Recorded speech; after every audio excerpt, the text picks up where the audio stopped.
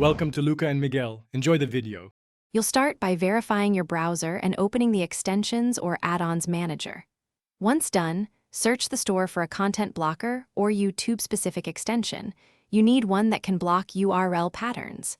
Make sure you're signed into the correct profile because extensions install per profile. You'll install the extension now, follow any permission prompts. This step sets up the tool that will enforce the block, so don't skip permissions that enable URL filtering or site rules. Once the extension is installed, open its options and locate URL or pattern blocking. You'll add a rule targeting YouTube Shorts, typically blocking paths containing /shorts and query parameters like shorts. Make the pattern broad enough to catch variations, then enable the rule and save changes. After that, open a new browser tab and try navigating to a Shorts link to confirm it's blocked. If it still loads, adjust the pattern to include full domain and protocol to ensure matching.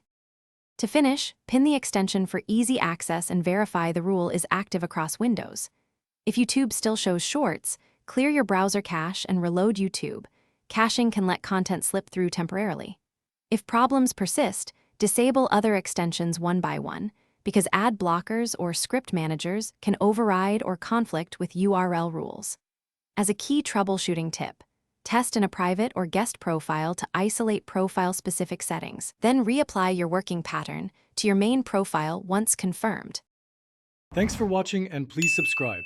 It's the best investment you'll ever make.